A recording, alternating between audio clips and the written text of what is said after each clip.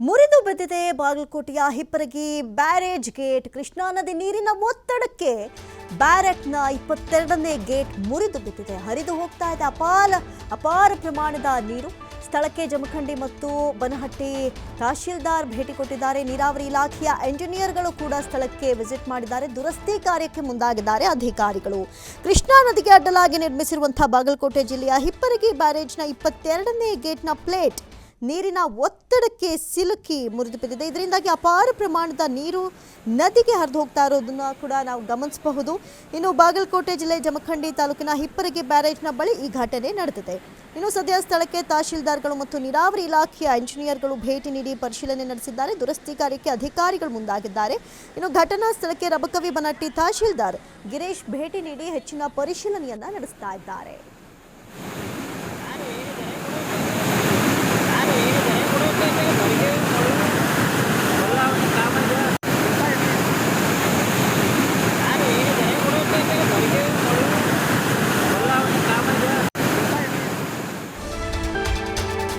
ಬ್ಯಾರೇಜ್ನಲ್ಲಿ 6 TMC ನೀರು ಸಂಗ್ರಹವಿತ್ತು ಎನ್ನುವಂತಹ ಮಾಹಿತಿ ಲಭ್ಯವಾಗ್ತಾ ಇದೆ. ನೀರಿನ ಹರಿವು ಕಡಿಮೆ ಇರೋ ಕಾರಣ ಜನರಿಗೆ ಸದ್ಯ ಸಮಸ್ಯೆ ಇಲ್ಲ. ಗೇಟ್ನಲ್ಲಿ ಪ್ಲೇಟ್ ಬಿಚ್ಚಿದ್ರಿಂದ ನೀರು ಪೋಲಾಗ್ತಾ ಇದೆ. ಹಾಗಾಗಿ ಪ್ಲೇಟ್ ಕೂರಿಸೋದಕ್ಕೆ ಅಗತ್ಯ ಕ್ರಮಕ್ಕೆ ಅಲ್ಲಿನ ಜಿಲ್ಲಾಡಳಿತ ಮುಂದಾಗಿದೆ. ಪ್ಲೇಟ್ ಕೂರಿಸೋ ಬಗ್ಗೆ ಹಿರಿಯ ಅಧಿಕಾರಿಗಳು ಚರ್ಚೆಯನ್ನು ನಡೆಸ್ತಾ ಇದ್ದಾರೆ. ಜಮಖಂಡಿ ಎಸಿ ಶ್ವೇತಾ ಬೇಡಿಕರ್ ಈ ಬಗ್ಗೆ ಮಾಹಿತಿಯನ್ನು ಕೊಟ್ಟಿದ್ದಾರೆ. ಇನ್ನು ಹಿಪ್ಪರಗಿ ಬ್ಯಾರೇಜ್ನಲ್ಲಿ ಸುಮಾರು 6 ಟಿಎಂಸಿ ನೀರು ಸಂಗ್ರಹವಿತ್ತು. ನೀರಿನ ಒತ್ತಡದಿಂದ 22ನೇ ಗೇಟ್ನ ಪ್ಲೇಟ್ ಬಿಚ್ಚಿಕೊಂಡಂಥ ಪರಿಣಾಮ ನೀರು ಪೋಲಾಗ್ತಾ ಇದೆ. ಈ ಬಗ್ಗೆ ಹೆಚ್ಚಿನ ಡೀಟೇಲ್ಸ್ ಅನ್ನ ಕೊಡ್ತಾ ಹೋಗ್ತಾರೆ ದೂರವಾಣಿ ಸಂಪರ್ಕದಲ್ಲಿ ಪ್ರತಿನಿಧಿ ಗುರು ಹಿರೇಮಠ್. ಒಂದು ಕಡೆ ಗುರು, ಗಮನಿಸ್ತಾ ಇದ್ದೀವಿ ನೀರು ಅಪಾರ ಪ್ರಮಾಣದಲ್ಲಿ ಪೋಲಾಗ್ತಾ ಇದೆ. ಏನೆಲ್ಲ ಒಂದು ಗೇಟ್ ಅಳವಡಿಕೆಗೆ ಏನೆಲ್ಲ ನಿರ್ಣಯವನ್ನ ಅಲ್ಲಿ ಕೈಗೊಳ್ಳಲಾಗ್ತಾ ಇದೆ ಅಂತ ಹೇಳಿ? ನೀತಿ ಖಂಡಿತ. ಯಾಕಂತಂದ್ರೆ ಕೃಷ್ಣಾ ನದಿಗೆ ಅಡ್ಡಲಾಗಿ ಕಟ್ಟಿರ್ತಕ್ಕಂತ ಏನು ಬ್ಯಾರೇಜ್ ಏನಿದೆ, ಹಿಪ್ಪರಗಿ ಬ್ಯಾರೇಜ್ ನಲ್ಲಿ ಸುಮಾರು 22ನೇ ಗೇಟ್ ಈಗಾಗಲೇ ಹರಿದು ಹೋಗಿರುವಂತದ್ದು. ಅಂದ್ರೆ ನೀರಿನ ರಭಸಕ್ಕಾಗಿ ಅತಿ ತೀವ್ರ ರಭಸದಿಂದಾಗಿ 22ನೇ ಗೇಟ್ ಈಗಾಗಲೇ ಹರಿದು ಹೋಗಿರುವಂತದ್ದು. ಅಪಾರ ಪ್ರಮಾಣದ ಅಂದ್ರೆ 6 ಟಿಎಂಸಿ ನೀರು ಇರುವಂತ ನೀರು ಈಗಾಗಲೇ ಕೃಷ್ಣಾ ನದಿ ನೀರಿನ ಪಾಲಾಗಿರುವಂತದ್ದು. ಪ್ರಮುಖವಾಗಿ ಕೆಳಭಾಗದಲ್ಲಿ ಇನ್ನೂ 6 ಟಿಎಂಸಿ ನೀರು ಇರೋದ್ರಿಂದ ಯಾವುದೇ ರೀತಿ ಒಂದು ಪ್ರಾಣ ಅಪಾಯ ಆಗಿರ್ಬೋದು, ಇಲ್ಲಿರ್ತಕ್ಕಂಥ ಜನರಿಗೂ ಕೂಡ ಯಾವುದೇ ಅಹಿತಕರ ಘಟನೆ ಆಗೋದಿಲ್ಲ ಅನ್ನುವಂತ ಮಾಹಿತಿಯನ್ನ ಶ್ವೇತಾ ಬೇಡಿಕರ್ ಜಮಖಂಡಿ ಎಸಿ ಅವರು ಕೂಡ ನೀಡಿರುವಂತದ್ದು. ಸದ್ಯ ಈಗಾಗಲೇ ಬನಹಟ್ಟಿ ತಹಶೀಲ್ದಾರ್ ಗಿರೀಶ್ ಅವರು ಕೂಡ ಅಲ್ಲಿ ಭೇಟಿಯನ್ನ ಕೊಡ್ಬೇಕು ಆಗಿದ್ದಾಗಿದೆ. ಈಗಾಗಲೇ ಅಲ್ಲಿ ಸ್ಥಳಕ್ಕೆ ಇಂಜಿನಿಯರ್ ಕೂಡ ಬಹಳಷ್ಟು ಇಂಜಿನಿಯರ್ಗಳು ಮತ್ತು ಅಲ್ಲಿ ಸ್ಥಳೀಯ ಅಧಿಕಾರಿಗಳು ಕೂಡ ದೌಡಾಯಿಸಿರುವಂತದ್ದು.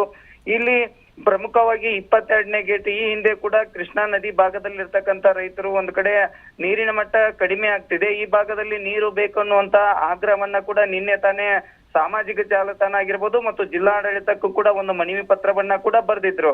ಆದ್ರೆ ಏಕಾಏಕಿ ಏನು ರೈತರು ಒಂದು ಕಡೆ ಪ್ರತಿಭಟನೆಯನ್ನ ಮಾಡಿ ಮನವಿ ಮಾಡಿದ್ರು. ಅದರ ಜೊತೆಗೆ ಏನಪ್ಪಾ ಅಂತಂದ್ರೆ 6 ಟಿಎಂಸಿ ನೀರು ಇರ್ತಕ್ಕಂತ ಏನು 22ನೇ ಒಂದು ಗೇಟ್ ಈಗಾಗಲೇ ಹರಿದು ಹೋಗಿರುವಂತದ್ದು. ಅಂದ್ರೆ ನೀರಿನ ರಭಸಕ್ಕಾಗಿ ಅಲ್ಲಿ ಹರಿದು ಹೋಗಿರೋದ್ರಿಂದ ಸಾಕಷ್ಟು ಒಂದಿಷ್ಟು ನೀರಿನ ಪ್ರಮಾಣ ಅಂದ್ರೆ 6 ಟಿಎಂಸಿ ನೀರು ಈಗಾಗಲೇ ಕೃಷ್ಣಾ ನದಿ ತೀರಕ್ಕೆ ಕೂಡ ಬಂದಿರುವಂತದ್ದು. ಈಗ ಅಂದ್ರೆ ಜಮಖಂಡಿ ಆಗಿರ್ಬೋದು, ಈ ಭಾಗದಲ್ಲಿ ಇರ್ತಕ್ಕಂತ ರೈತರಿಗೆ ಒಂದಿಷ್ಟು ರೈತರಿಗೆ ಅನುಕೂಲ ಆಗುತ್ತೆ. ಆದ್ರೆ ಇಲ್ಲಿ ಏಕಾಏಕಿ ಈ ನೀರಿನ ರಭಸಕ್ಕೆ 22 ಗೇಟ್ ಹರಿದು ಬಿದ್ದಿತ್ತೆ ಅಂದ್ರೆ ಇಲ್ಲಿ ಅಧಿಕಾರಿಗಳು ಯಾವ ರೀತಿಯಾಗಿ ಮುಂಜಾಗ್ರತವನ್ನ ಕ್ರಮ ತೆಗೆದುಕೊಳ್ಬೇಕಾಗಿತ್ತು, ಇದರ ಮುಂಜಾಗ್ರತೆ ಕ್ರಮವಾಗಿ ಅವರು ಏನೇನೆಲ್ಲ ಅಳವಡಿಕೆ ಮಾಡ್ಬೇಕಾಗಿತ್ತು ಅವೆಲ್ಲವನ್ನ ಕೂಡ ಪರಿಶೀಲನೆ ಆಗಿತ್ತಾ ಅನ್ನುವಂತ ಪ್ರಶ್ನೆ ಕೂಡ ಉದ್ಭವ ಆಗಿರುವಂತದ್ದು.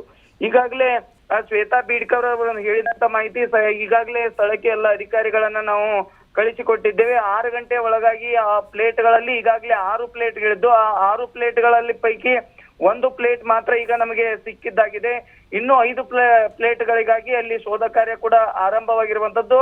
ಅದನ್ನ ಹೊರತುಪಡಿಸಿ ಇಲ್ಲಿ 6 ಪ್ಲೇಟ್ಗಳನ್ನ ನಾವು ಸಾಯಂಕಾಲ 6 ಗಂಟೆ ಒಳಗಾಗಿ ಅದನ್ನ ಜೋಡಣೆ ಮಾಡುವಂತ ಕೆಲಸವನ್ನ ಇಲ್ಲಿ ಅಧಿಕಾರಿಗಳು ಕಾರ್ಯನಿರತರಾಗಿ ಕೆಲಸ ಮಾಡ್ತಿದ್ದಾರೆ ಅನ್ನುವಂತ ಮಾಹಿತಿಯನ್ನ ಶ್ವೇತಾ ಬೇಡಿಕರ್ ಅವರು ಕೂಡ ಹೇಳಿರುವಂತದ್ದು. ಎಸ್ ಗುರು, ಒಂದು ಕಡೆ ಈಗಾಗಲೇ ಎಷ್ಟು ನೀರು ಪೋಲಾಗಿದೆ? ಯಾಕಂತ ಹೇಳಿದ್ರೆ ಇರೋದು 6 ಟಿಎಂಸಿ ಅಂತ ಹೇಳ್ತಾ ಇದ್ರಿ. ಎಷ್ಟು ನೀರು ಪೋಲಾಗಿದೆ? ಒಂದು ವೇಳೆ ಇವತ್ತು ಆ ದುರಸ್ತಿ ಕೆಲಸ ಆನ್ ಟೈಮ್ಗೆ ಆಗ್ಲಿಲ್ಲ ಅಂದ್ರೆ ಮತ್ತಷ್ಟು ನೀರು ಪೋಲಾಗುವಂತಹ ಸಾಧ್ಯತೆ ಇದ್ರೆ ಇದು ಎಷ್ಟರ ಮಟ್ಟಿಗೆ ನಷ್ಟ ಆಗತ್ತೆ ಆ ಭಾಗದಲ್ಲಿ ಅಂತ? ಹೌದು, ಯಾಕಂತಂದ್ರೆ ಇಲ್ಲಿ ಸಾಕಷ್ಟು ಪ್ರಮಾಣದಲ್ಲಿ ನೀರು ಇರೋದ್ರಿಂದ ಇನ್ನು ಬೇಸಿಗೆಗಾಲದಲ್ಲಿ ಸಾಕಷ್ಟು ನೀರಿನ ಸಂಕಷ್ಟ ಎದುರಾಗುವಂತ ಸಾಧ್ಯತೆ ಕೂಡ ಇರುವಂತದ್ದು. ಜಮಖಂಡಿ ಭಾಗದಲ್ಲಿ ಸುಮಾರು 52 ಹಳ್ಳಿಗಳಿಗೆ ಏನು ಹಿಪ್ಪರಗಿ ಬ್ಯಾರೇಜ್ ನಿಂದ ನೀರನ್ನ ಬಳಕೆ ಮಾಡಿ ಇಲ್ಲಿ ಜಮಖಂಡಿಯಲ್ಲಿರ್ತಕ್ಕಂಥ ಚೆಕ್ ಡ್ಯಾಂಗಳಿಗೆ ಒಂದು ಅನುಕೂಲ ಆಗತ್ತೆ ಮತ್ತು ಇಲ್ಲಿರ್ತಕ್ಕಂಥ ಸಾರ್ವಜನಿಕ ಮತ್ತು ರೈತರಿಗೆ ಕೂಡ ಸಾಕಷ್ಟು ಇದು ಹಿಪ್ಪರಗಿ ಬ್ಯಾರೇಜ್ ನಿಂದ ನೀರು ಕಡಿಮೆ ಆದ ಜಮಖಂಡಿ ಭಾಗದಲ್ಲಿ ಕಡಿಮೆ ಆದಾಗ ಇಲ್ಲಿ ಇರ್ತಕ್ಕಂಥ ಬ್ಯಾರೇಜ್ ನ ಟಿಎಂಸಿಗಳ ಒಂದು ಟಿಎಂಸಿ ನೀರನ್ನು ಏನಾದ್ರೂ ಬಿಟ್ಟಿದ್ದೆ ಆದ್ರೆ ಸುಮಾರು 1 ತಿಂಗಳವರೆಗೆ ಬೇಸಿಗೆ ಕಾಲವನ್ನ ಕಳೆಯುವಂತ ಕೆಲಸ ಇಲ್ಲಿ ರೈತರು ಮಾಡ್ತಿದ್ರು. ಆದ್ರೆ 6 ಟಿಎಂಸಿ ನೀರು ಈಗ ಹರಿದು ಹೋಗಿದ್ದೆ ಆದ್ರೆ ಇನ್ನು 6 ಟಿಎಂಸಿ ನೀರು ಒಟ್ಟು ಟೋಟಲ್ ಆಗಿ ಇರುವಂತ ಇನ್ನು ನಾಳೆಗೆ ಏನಾದ್ರೂ ಇದೇ ರೀತಿ ಮುಂದುವರೆದಿದ್ದೆ ಆದ್ರೆ ಇನ್ನೂ 6 ಟಿಎಂಸಿ ಖಾಲಿ ಆಗತ್ತೆ ಅನ್ನುವಂತ ಮಾಹಿತಿಯನ್ನ ಕೂಡ ಶ್ವೇತಾ ಬೀಡ್ಕರ್ ಅವರು ಕೂಡ ಹೇಳಿರುವಂತದ್ದು. ಒಟ್ಟಾರೆಯಾಗಿ ಜಮಖಂಡಿ ಹಿಪ್ಪರಗಿ ಬ್ಯಾರೇಜ್ ನಲ್ಲಿ ಏನು ಸಂಗ್ರಹಿಸುತ್ತಿದ್ದ ನೀರು ಸದ್ಯ ಸಾಕಷ್ಟು ಪ್ರಮಾಣದಲ್ಲಿ ಪೋಲಾಗ್ತಿರುವಂತದ್ದು. ಸಾಯಂಕಾಲ 6 ಗಂಟೆ ಒಳಗಾಗಿ ಏನಾದ್ರೂ ಅದನ್ನ ಬ್ಯಾರೇಜ್ ಅನ್ನ ಅಲ್ಲಿ ಕಂಪ್ಲೀಟ್ ಮಾಡದೆ ಹೋದ್ರೆ ಸಾಕಷ್ಟು ನೀರಿನ ಒತ್ತಡಕ್ಕೆ ನೀರು ಪೋಲಾಗುವಂತ ಸಾಧ್ಯತೆ ಕೂಡ ಇರುವಂತದ್ದು. ಒಟ್ಟಾರೆಯಾಗಿ ಹಿಪ್ಪರಗಿ ಬ್ಯಾರೇಜ್ ನಲ್ಲಿ ಏನು 22ನೇ ಗೇಟ್ ಏನು ಕತ್ತರಿಸಿ ಹೋಗಿರ್ತಕ್ಕಂತ ಬ್ಯಾರೇಜ್ ಅನ್ನ ಈಗಾಗಲೇ ಅಧಿಕಾರಿಗಳು ಮಾಡದೆ ಹೋದ್ರೆ ಬಹಳಷ್ಟು ಪ್ರಮಾಣದಲ್ಲಿ ನೀರಿನ ಸುಮಾರು ಟಿಎಂಸಿ ನೀರು ಹರಿದು ಹೋಗುವಂತ ಸಾಧ್ಯತೆ ಕೂಡ ಇರುವಂತದ್ದು. ಥ್ಯಾಂಕ್ ಯು ಗುರು ಹಿರೇಮಠ್ ತಮ್ಮೆಲ್ಲ ಡೀಟೇಲ್ಸ್ಗಾಗಿ.